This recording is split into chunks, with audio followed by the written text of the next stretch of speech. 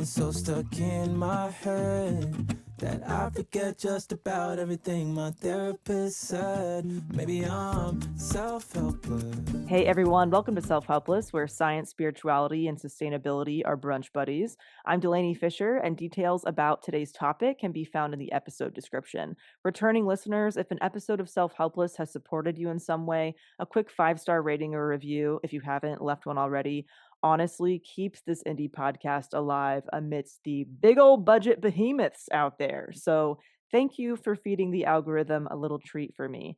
Ad-free episodes are now on Patreon at patreon.com/selfhelpless, and info about some free goodies will be shared in the outro. Okay, it's podcast time.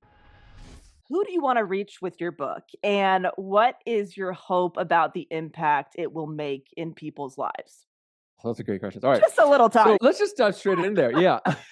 The book obviously written from an Asian American lens because it's really about those who feel like they are being held back either because they don't speak up enough or because they feel like when they do, it's not being heard the right way.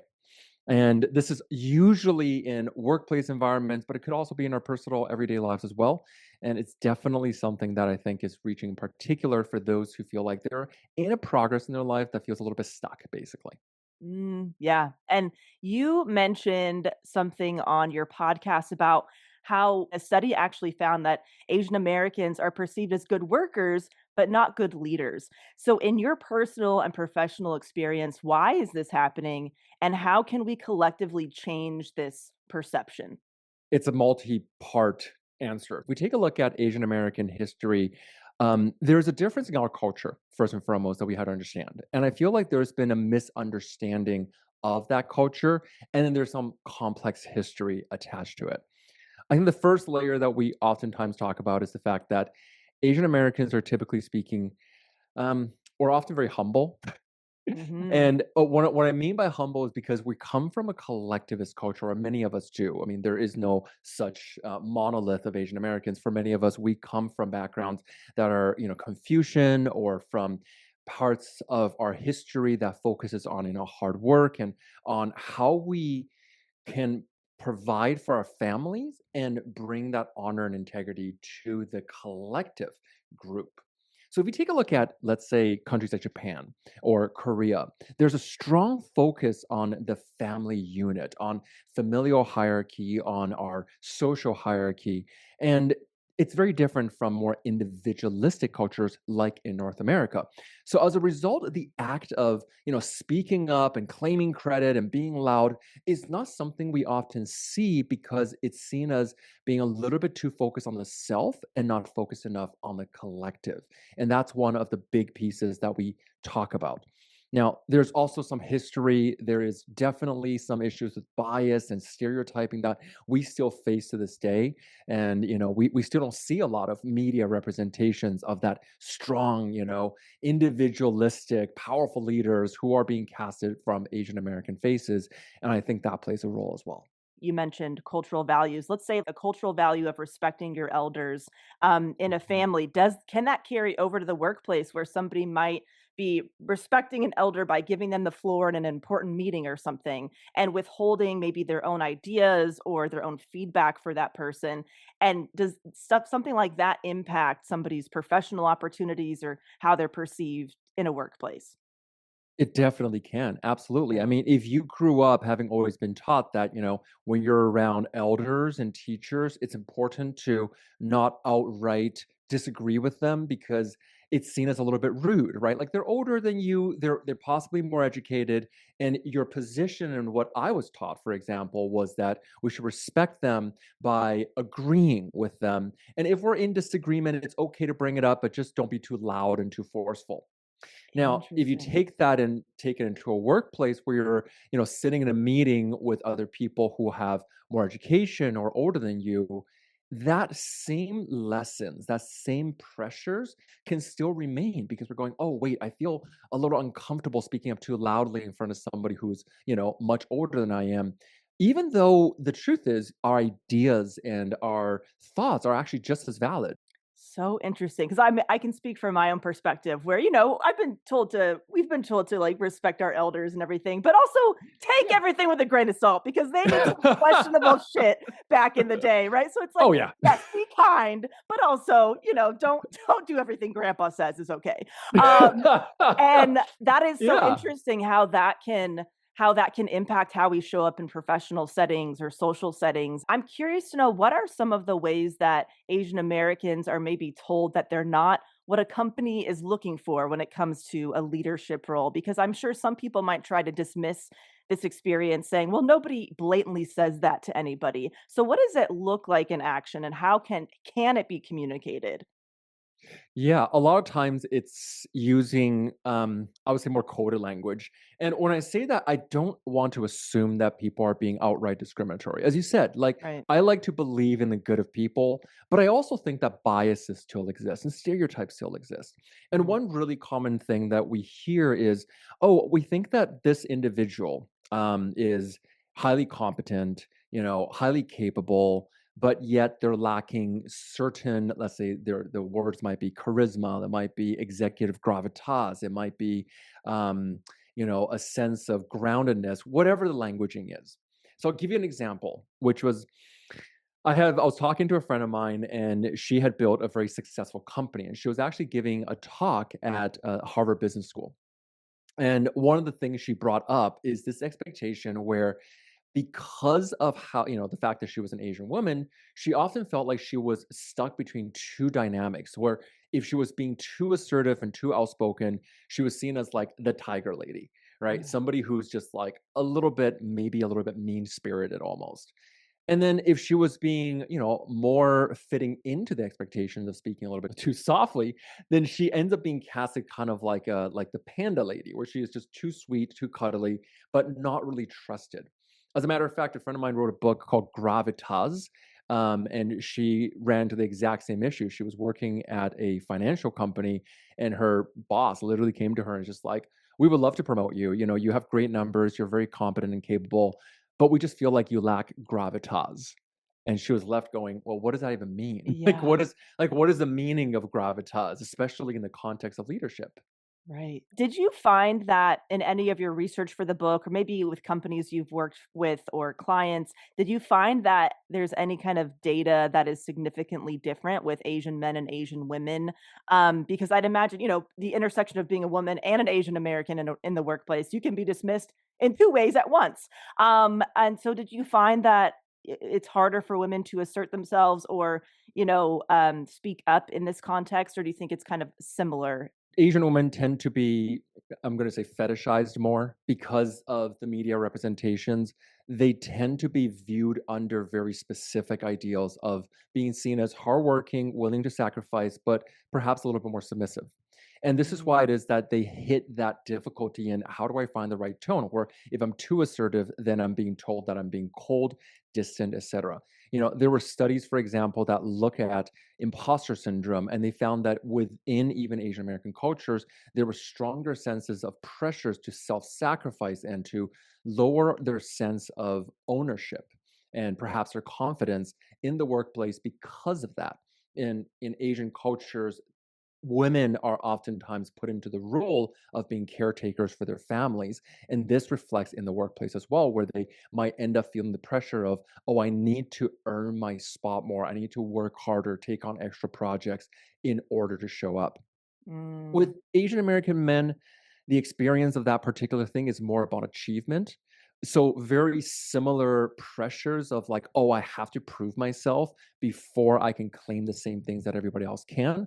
But it's more about the work rather than about the kind of performance of perhaps more people pleasing or fitting into what everybody else's expectations are.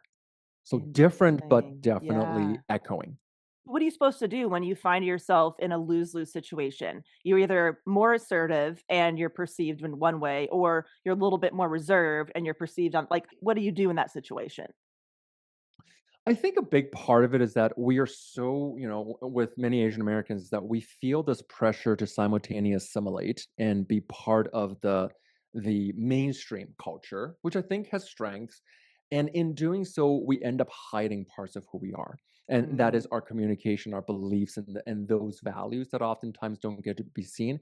And it feels like we live in a binary where we're either supposed to be one and fit into the expectations of this box, or try to break free and try to distance ourselves from our Asian culture.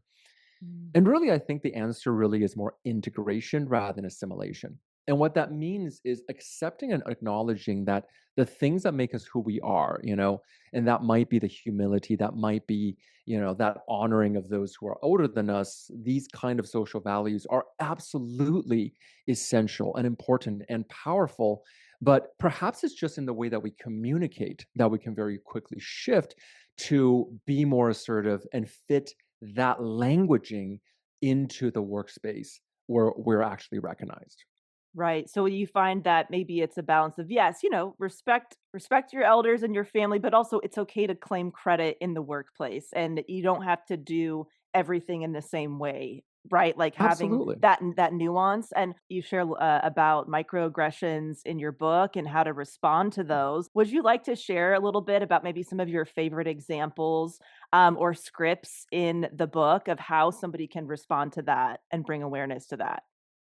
Yeah, absolutely. I think microaggressions is hard to call out because they're by definition micro. And especially if you're from a Yeah. culture that was told that, you shouldn't try to create confrontation, it could be a scary thing, right? Because especially let's say you are a woman in a workplace, somebody makes an offhanded joke that sounds stereotyping. In that moment, you have to kind of make that decision of like, do I speak up and make a scene? And usually, the person who's doing it will kind of say, "Oh, it's not a big deal," and kind of cast it aside. Or do I just kind of laugh along and swallow it and kind of take that home with me? Yeah. And one of the core things we take a look at is every communication consists of two parts. There's intentionality, which is what makes up what we call the meta of the conversation. Like, what is it that you're really saying? And then there's the words and the surface, right? That's kind of the surface level.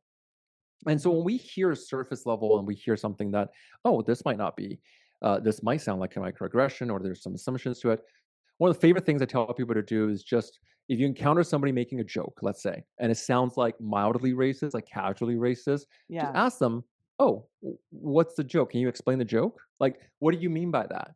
Or even outright, and it could be something as simple as like, "Oh, I was driving home the other day, and there's this driver in front of me. You know what they say about Asian drivers." And I'll be like, "Well, no. What do they say about Asian drivers? And do Mm. you believe that of me?" And a lot of times in those moments is where we don't have to go into this deep confrontation, but we can call out perhaps to them gently that there's unintentioned um, messages that is being spread. I like the idea of asking them a question, putting it back on them, right? Like, Yeah, "Oh, what makes you think that?" Or what led yeah, you to believe that?" Because it just opens this discourse, I think, and also it forces them to reflect on what they're saying and the potential yes. impact of what they're saying. And so I just love asking simple but powerful questions. I think that's a great strategy.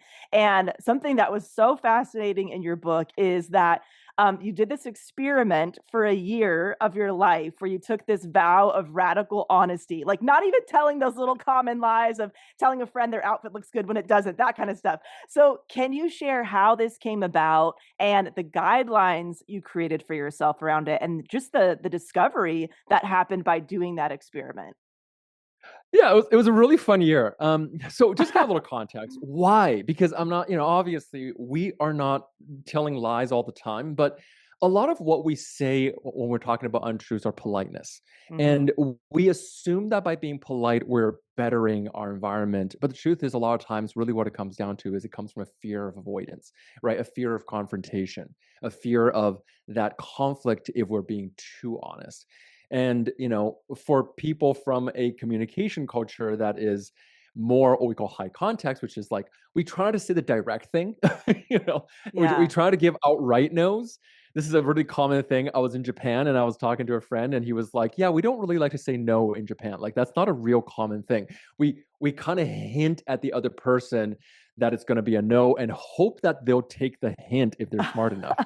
And I realized, oh boy, okay, so if I wanted to break that habit and be and sound more assertive and more confident, I got to work on the discomfort that comes from being direct.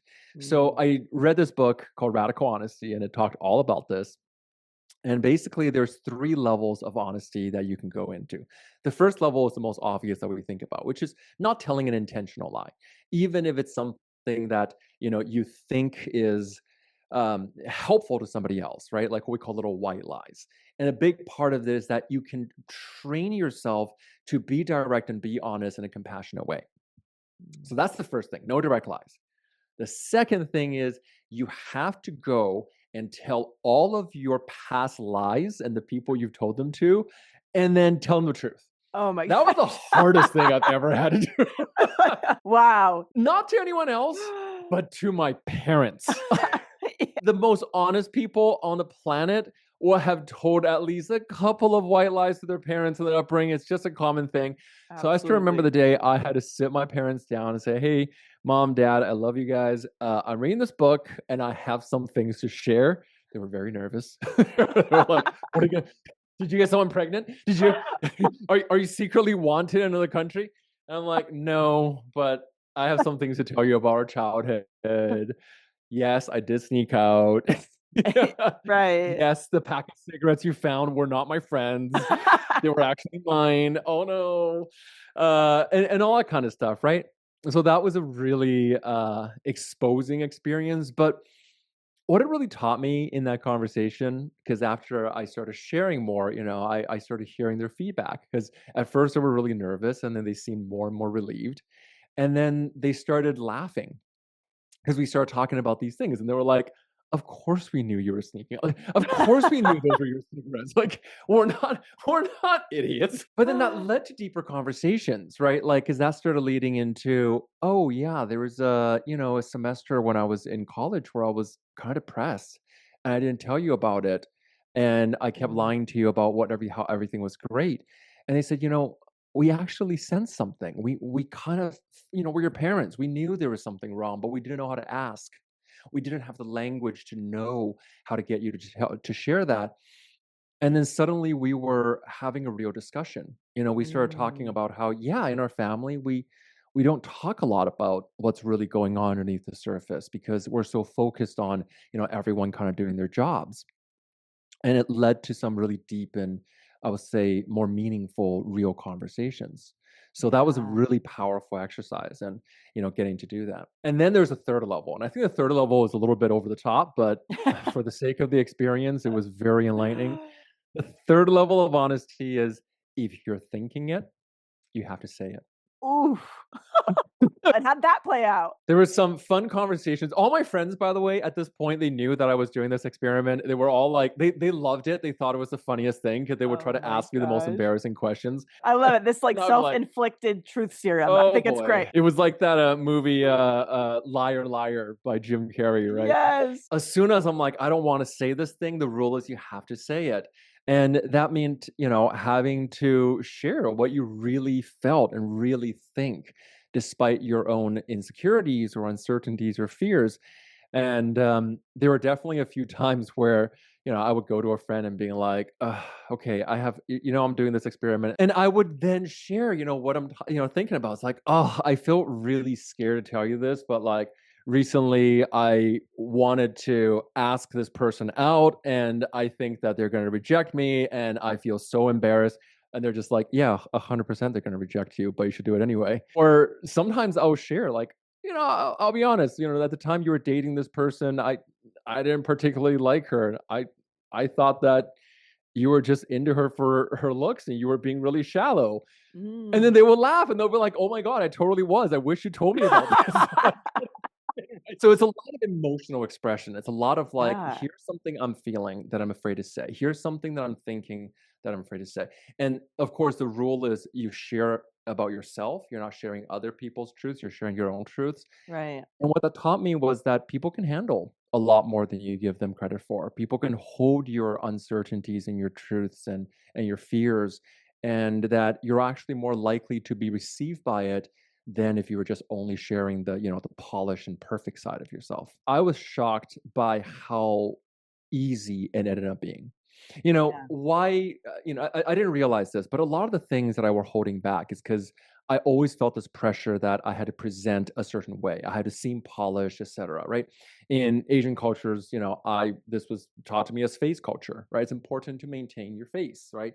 When we're Mm. talking about face, it's like how your outward appearance is because it's a reflection on your family. And the truth is that I was so terrified of being seen in my imperfections because I thought that that would lead to more rejection. I Mm. thought that that would lead to people going, "Oof, well, I didn't know that lacked these skills, or I didn't know that you weren't as confident as you were. So now I'm going to judge you for it." But the reality was that it was those vulnerable moments that actually led me closer.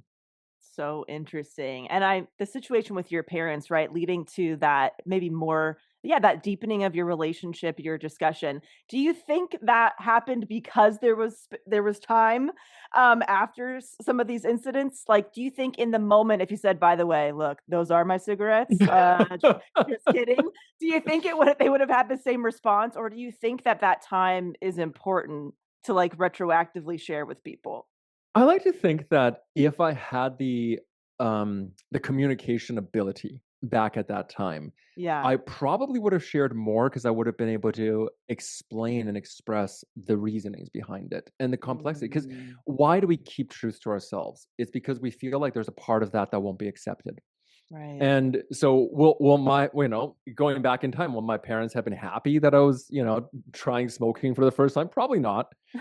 But could I have been honest and said, "Yes, okay, they were my cigarettes, and this is why." Like, I've been feeling like I wanna try out these new things, and I don't know where it is, and I'm trying to fit in with these people, and, they invited me to these things, and they offered me a cigarette, so I started smoking, and, now looking back, it probably wasn't smart. That would have led to probably a very educational conversation. Mm. But I was so busy trying to avoid the criticism or the shame that I think we ended up not having those conversations and not having those experiences because it was later on that I think that we could have had deeper conversation. My dad could have been like, "Yeah, I used to smoke when I was younger. This is why I stopped. It was terrible for my health, and this is why." And those kind of conversations could have led to something deeper, but I don't think I was ready for it, let alone them. Yeah, it's so interesting. It reminds me of some of my own experiences around this. Just yeah, sharing later on that like, oh yes, by the way, I was drunk at my 16th birthday. Sorry about that. Or that romantic relationship I had was actually a lot scarier than I let on in the moment because I was afraid to tell Mm. you guys, or I was prioritizing that person's feeling above my own. And yeah, I guess it could have opened this dialogue of, well, why are you prioritizing this person's feelings above your Mhm. own? Or maybe them opening up about maybe their own relationships at that age. But was there anything that somebody told you about yourself that was hard to receive, or anything like that? Were you surprised by maybe other people's feedback? I was surprised at how transparent and easy to read I was all the time. I thought I Interesting. was doing a really good job putting on a front. And the truth was that most people, I think, are really good at reading each other. We're actually really good at sensing what's going on. And so when we have something that we're not sharing, the truth is, I think other people get a sense. They just are being polite. Um, Mm. Maybe there were a couple of people who, developed prejudices or whatever it was, after, let's say, I had, shared about a fear or whatever. But the truth is, I would probably say 80 to 90% of the time, we just became deeper. Now, because of this experiment, have you kept it going? Like once you kind of saw what it can do for relationships, what did you do after that when that year was up? Oh, I think once you discover that you can be a lot more open and vulnerable about what you're going through, and that people are very willing to hold space for that. And not Yeah. only that, it actually deepens relationships.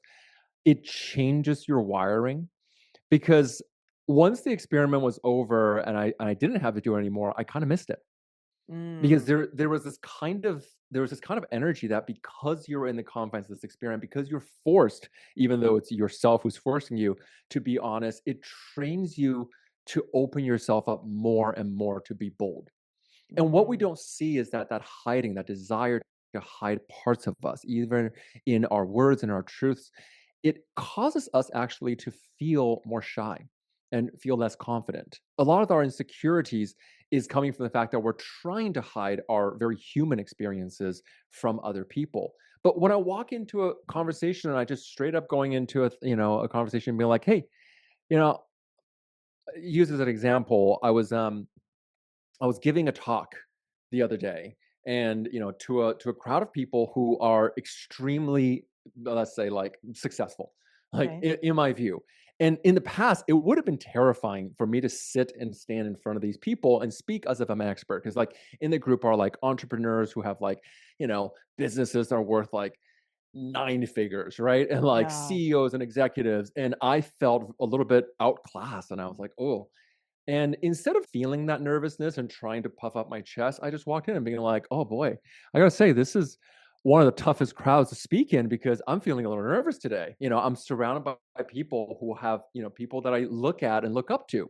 Right. And there was a sense of relief that you can kind of feel in the room when you're not putting on a front because Mhm. everyone goes, "Oh, you're willing to be open and honest, and I have freedom and I have the permission to give that back to you." And everyone kind of relaxed and the whole conversation went deeper. And I think what it really taught me is that the habit of speaking our truth fully and unabashedly and unapologetically, once you develop it, it's hard to go back. Yeah, and it's also I would imagine builds trust very quickly. Like this person on stage is not gonna bullshit us through this, Yeah, through this yeah. chat. Once you did this experiment, did you find that your friends or friends and family that knew that you were doing it, did it cause a certain kind of chain reaction in them to then become more honest in their own interactions with people? What was the impact on them? Was it a lasting one? Oh, that's a great, I've never gone to this question before. There's definitely a ripple effect. There Yeah. is definitely a ripple effect. I remember when I first started doing it, so like I can name so many friends whose first reaction was like, I want to try this too. Because I think that we all want truly to be seen and heard in our truths. We just Yeah. haven't learned the right vocabulary to speak it. And so, yes, as a matter of fact, I do think I remember, being in these kind of rooms where my friends started going, I'm going to do the same thing. And they start doing their own variations of it. So, yeah, I would say so. One person's honesty, kind of like what you said, one person's honesty invites another person's honesty because it Right. allows us to drop our guards. I need this experiment in my life, definitely. I think anybody who kind of grew up, people pleasing or prioritizing, other people's comforts or feelings above their own can get so much from what you're sharing in your book. Mhm. And you also explain the 7 types of patterns that you've seen pop up throughout your career. Could you give us an Mm. overview of what those patterns are and why it's important to understand your own pattern and maybe how you can even leverage that to, help Yeah. yourself or others? Yeah, absolutely. So the 7 patterns are, achiever is the first one. Where achiever is somebody whose entire focus is I need to achieve more, do more because that's what it is that gives me value. That's what Yeah. it is that allows me to speak up for myself and give me confidence, right? So these patterns are different ways in which we've taken on adaptive methods to find acceptance. Mm, So this could be learned at when we were children. This could be taught, in our growth. This could be something that we consciously developed. But these are just kind of like a set of habits that allows us to show up in that way. And yeah. even though they might have worked for us in the past, they may not work in the present. And this is why we identify them as patterns, but also as forms of self sabotage. So the first one Mm. is achiever, and achiever's focus is, my value and worth is from how much I achieve. And therefore, if I stop achieving, if I stop working hard, if I stop, being the most accomplished person, then I'm not worth anything. Oof. And there's this fear behind it. And Yeah. this leads to things like burnout and imposter syndrome and this ever strong sense that I'm never going to be good enough, which is such a deep way of us sapping our life force and our energy. I'm not Yeah. using life force in like a woo-woo way. I'm Yeah. like in the sense of like our life force as in our motivation and the way we show up to others. There's the fixer, and the fixer is somebody who views their job as kind of taking care of, healing, and fixing everyone else around them because their internal messaging and their hidden belief is that so long as I'm providing value and helping everyone else, then I'll be kept around, then I'll be safe. And the Mm. fixture does look like people pleasing. It does look like, not setting boundaries and not saying no, and, being as available to others as possible, because, that's how we gain our sense of safety. I was a massive, Yeah, massive. this I'm is one me of. in my I 20s see for sure. myself in all seven. Yeah. And I think we all do, right? There's elements of us in all seven patterns, but it's we usually lead with one over the other. And then after that's chameleon. And a chameleon basically fits in by changing and adapting who they are to better fit the people around them. So for me, I was a lot of code switching when I was talking to people, and I would kind of mirror who they are, and sometimes even what they were saying, agreeing with what they were saying rather than standing up for my own beliefs. Because Yeah. again, the need to be accepted is so strong, and that expectation to code switch, especially for people who are from bicultural families or who have two different cultures, is oftentimes an expectation. So we have chameleons, we have charmers who basically lead through charming, entertaining other people, being positive. We also have other ones that are like rebels, whose main force is to be in that state of disagreement, or the commanders who are always caretaking other people and doing things for other people because they believe that if they're not always in the position of doing and managing and controlling, then their life will be out of control. And then finally, and this is the one I feel like, it hits sometimes the hardest and so difficult sometimes to face, is the invisible one. And the invisible one is the one who oftentimes hides themselves, self diminishes, self censors, because they feel like if I speak up and other people don't like it, then I'll be outcast entirely. So these seven patterns that we often see show up are adaptive methods that keep us safe, but maybe keeping us from our, big Asian energy, so to speak. Yeah, it's so interesting. I mean, the achiever, fixer, and chameleon, I feel like that was my 20s personally of yeah, just basically trying to fit in and prioritizing fitting in at all costs, even if it was completely against my integrity or my own desires for what I wanted my life to be. And I don't exactly know what I am now, but I know I'm not that anymore. And so I my question to you is can we change these patterns over time? There is a way, of course, for us to get there. Because Yeah. when we take a look at anything we do, anything that we are putting into the world in our words, our actions, etc., there's an intention behind it, whether or not we are conscious of it. And that intention usually is to find love, safety, and belonging, because those are our three most primary drives, right? Mhm. It's one's for past survival on that, the pyramid of human needs. Once we're past physiological survival, our emotional survival depends on that. Right. And really, what it is coming down to is identifying where these patterns show up. So, if you have a people pleasing pattern, for example, we could take a look at that and go, well, what is the belief that drives this? Maybe the belief is that if I'm being disagreeable, then I'm not going to be acceptable. And Yeah. then it's allowing us to test out this belief, because a lot of the beliefs you hold are not necessarily true. So maybe that does mean, oh, maybe I could try saying no more often and noticing. Is it true that people find it to be so difficult to accept that they're abandoning me en masse? Or is it actually that they are respecting me more, perhaps, or even allowing it and understanding that we have different beliefs and are willing to go along with it? So each of these practices really comes down to, can we test this belief? Can we test what's behind it, these practices? And then when we do, we gain that confidence in knowing, oh, my true self can be seen. My true beliefs, my values can be seen, can be accepted, and can be even cherished and valued by the people who share those values with me. And I Right. think that is really the goal. Like when we're talking about what is confidence, it's not this big, loud, chest puffing bravado. Confidence comes from our full acceptance of who we are and how we show up, in knowing that we are safe and we are here. We are unapologetic and we are unhiding in how we are in our world. And let's say that somebody is tuning in, they're having a tough time right now because they feel like they finally spoke up for themselves or somebody else and a big fear of theirs was confirmed. Maybe somebody was disappointed in their action, maybe they got fired from a job. Something happened where it confirmed that fear. What would you say to that person who is not maybe they're unsure like should I regret what I did? Should I keep going and keep being honest? Yeah. The deeper fear really is it's going to sound a little extreme, but there's a great saying that I once heard from a psychologist, which is that all fear is a fear of death.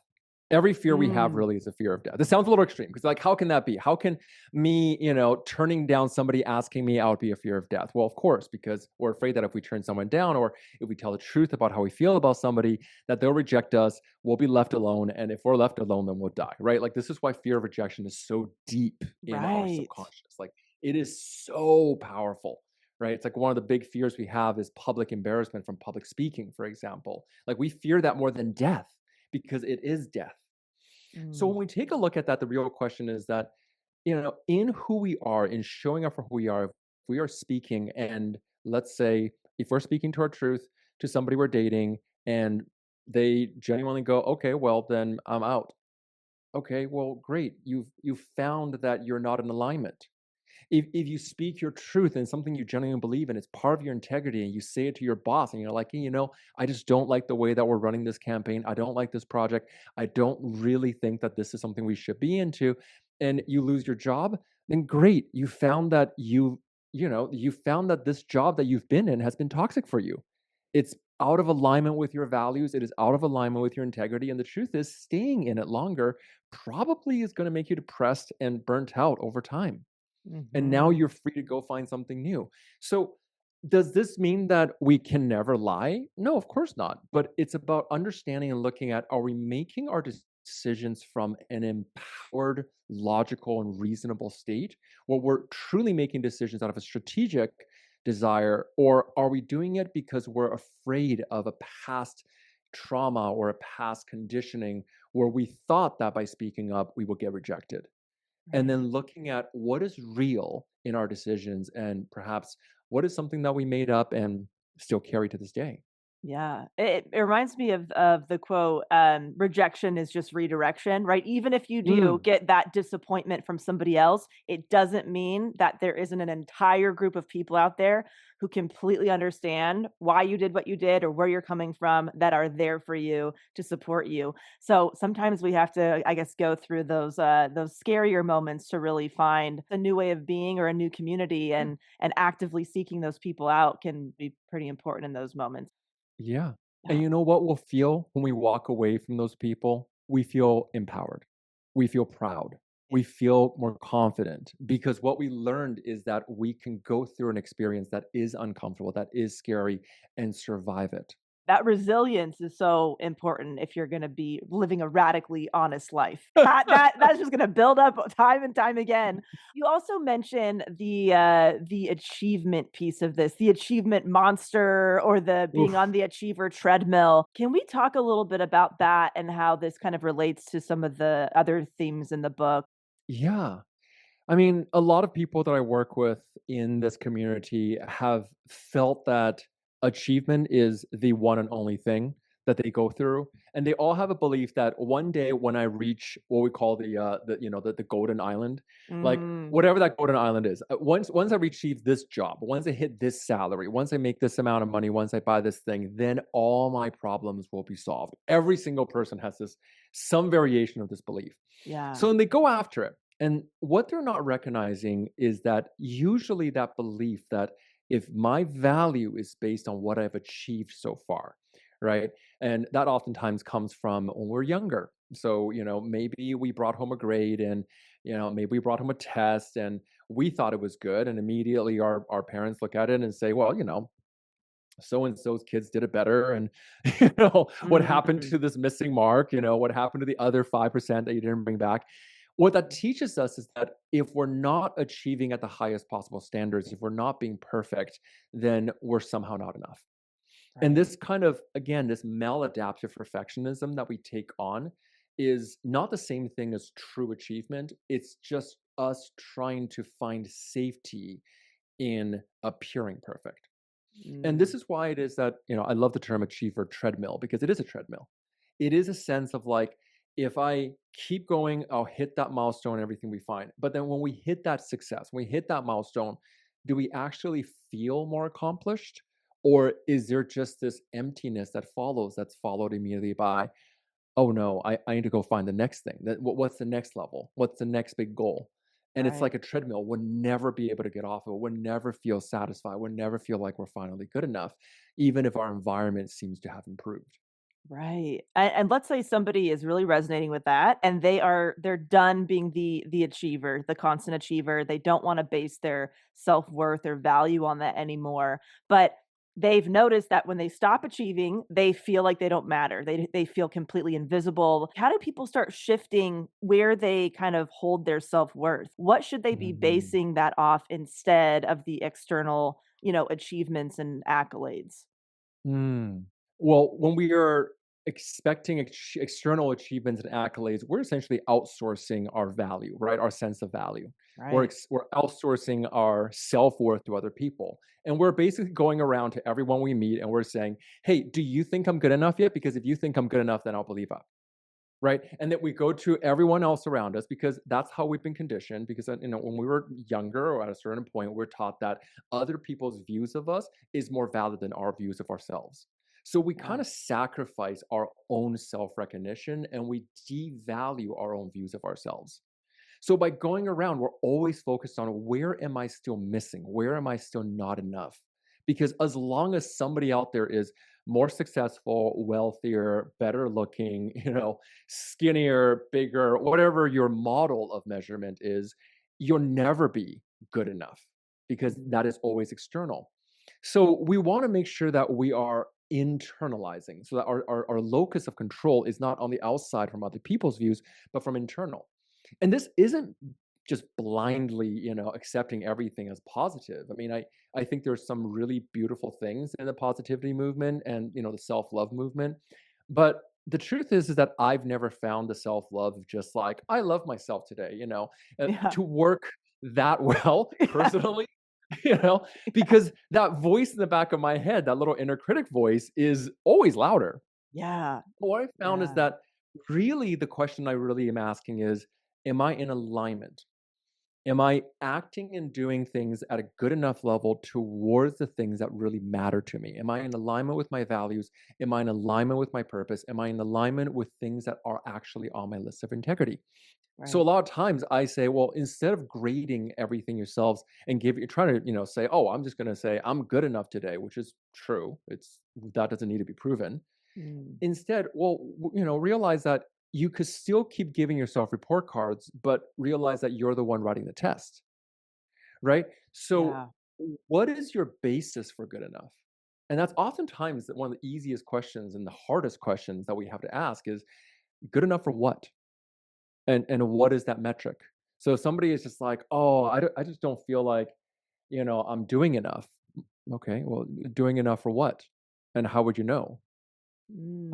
Or imposter syndrome. It's like, oh, I feel like I'm not good enough as an expert. Well, how will you know when you're good enough? It's like, and a lot of times this is where our hidden beliefs starts to come out, and we see how ridiculous they are. Like, Right.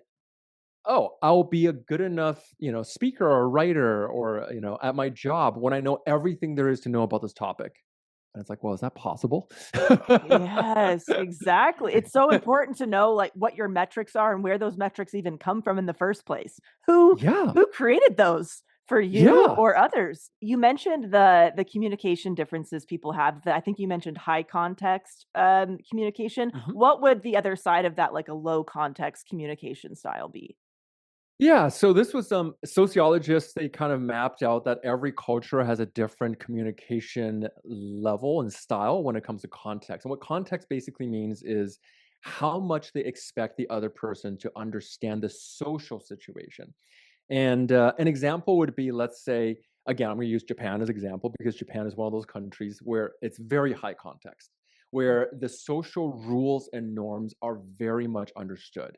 And this is in every little thing, like how deeply you bow when you meet somebody for the first time. You understand that. Like if you're Mm, higher up on the social hierarchy, you know that your bow is not quite as deep. If you're meeting somebody who's a peer, then you bow at the same half level.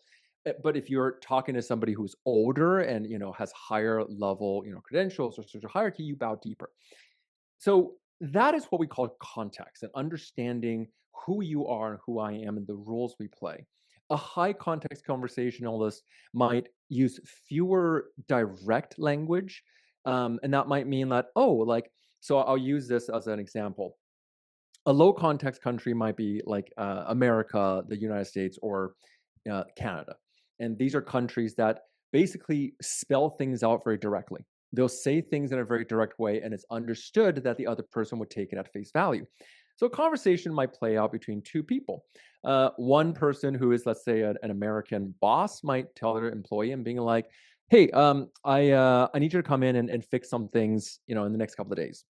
And the other person will say, let's say somebody who's from a, let's say, higher context country place will be, "Oh yes, this is a very important thing indeed, and I'll make sure to get on it." And my my daughter is having a birthday this coming weekend, so things might happen at a slower pace. So it's not a right no. But to Mm. the person who's on the second side, their assumption is, "Oh, I just explained to you that it's my daughter's birthday. I'm not going to do this work." Ah, interesting. Do you Right. understand that? And then the other person might be like, "Oh, okay. Thanks for telling me it's your daughter's birthday, but you also said you're going to do the work." So there's a mismatch. And this Ah, mismatch can be any number of things. It could be how we give feedback, it could be how we give information. So a person who's high context, who gives feedback might be, "Hey, there's three mistakes here. I need you to fix it." And the other person might be like, "Okay, that makes sense." Whereas a low context might be, there are some phrasings that would not be my first word choice, and it's less direct. It's more mitigating in its language because you're trying to save face for the other person. And that can, as you can imagine, create a lot of miscommunications, especially in the workplace. right. Oh, it's so interesting. How does somebody even know that it might be a really good thing for them to focus on this work? Are there certain signs of burnout or resentment or something? And then on the other hand, how can you help somebody deal with the guilt that might come up if they feel like they're doing something different than how they were raised or the values that have been instilled with them, maybe in a Yeah. first step? Guilt is a big one. Thank Yeah, you for addressing that because that's a big one. Because a lot of times it's not that we are feeling fearful, it's that we are fearing that we might hurt others, right? Because so right. much of what we've been taught, and it's a really good value, is to have empathy for others. So the question is it really true? I love truth. I love looking at the facts to say, am I truly hurting somebody in a way that is my responsibility to take on? So if I say no when somebody asks me on for a favor, and they feel like their feelings of hurt, is that really my responsibility to take on, or is that work that they need to do? Am I being honoring of myself, or am I hurting others? So that's the thing, is you check into the guilt is, if there's no harm being created, if there wasn't responsibility of ours to be taken on, then we don't need to take that on. I think we can sense the energy that it takes for us to pretend to be who we're not. And usually on a day-to-day level, the question is just, there's tons of signs. We're usually quite aware, because if we check in internally, we go, "I do feel like I'm hiding myself. I do feel like I'm unnecessarily self-diminishing. I do want to feel more seen, more confident, more powerful." So I think being trusting of our own body and our own feelings, like our feeling body, is such an important part of it. We can literally ask our body and being like, "Am I being fully truthful? Am I being grounded in this?" And this is where it is that context matters a lot, right? Because if you are in an environment where high context communication is everything, then going too low context is not going to work for you. And Mhm. that's how you would know. Because if you know that you are being unnecessarily self diminishing, that's a very big difference. Then you're just respecting the norms and customs of that environment. Yeah. Is there anything that we didn't cover that you think, is an especially important takeaway for somebody tuning in today, whether it's about the book or anything else? I think the core of this, and whatever it is your takeaway from this, either it's you might see yourself in some of the patterns, you might see in some of the communication, is that if you feel any resonance to this, the challenge is not to change yourself entirely overnight. That is a really tough thing to do. But we could take baby steps. So if you're finding that it's harder to say no, you can try saying no at smaller things, or try, using alternate ways to say no first. If you're finding it really hard to give direct feedback, you can try, there's a table that you can look up. It's called the 6 levels of mitigating language. That dives a little bit deeper into this. An example of mitigating language is like using the word just, like I just want to check to see, as opposed to I want to check to see. And the Mm, reason we do that is because we want to soften our language, because we don't want to be so direct. And taking a look at where you're at on the list, an easy thing to do is just, oh, okay, maybe I'll move up a level in terms of directness. Maybe I'll remove a couple of these words. Maybe instead of asking things as a question when I really mean it as a direction is an easy thing for us to do. And using those baby steps to move us back to our true selves. Oh, I love that. Where can people find your book, your podcast, anything else? Absolutely. You can find Big Asian Energy, the book, anywhere you buy books, Amazon, Barnes and Nobles, really any one of those places. You can go and pick it up now. And if you want to find out more about my podcast, just type in Big Asian Energy on Spotify or anywhere you find a podcast, and bigasianenergy.com for everything else that I do. Beautiful. Well, John, congrats on the book. So exciting. And thanks for your time today. Thank you so much. I love this chat. We went through so much. This was one of the most jam-packed episodes. I've been doing podcasts for like the past month and a half. Yours, this was like on it. I'm like, this is so much fun. I feel like we're just sprinting through these ideas. Oh so my good. gosh. I'm so glad. Now Thank you. That really you've means got a me lot. as a subscriber. I'm going to listen to this. I'm like, this is how I can learn. I'm going to listen to this every week. Oh my gosh, thank you so much. That really means a lot. Thanks for hanging out with Self-Helpless. Feel free to share this with someone who could use it, and you can binge related conversations linked in the show notes. Ad-free episodes are now available on Patreon, and because I'm practically allergic to social media, the best way to get notified about new episodes is to subscribe wherever you get your podcasts, or join the email list at selfhelplesspodcast.com, where you will also find some free goodies like a watch and read list and the quote buffet. All right. Love you big time, and thank you so much.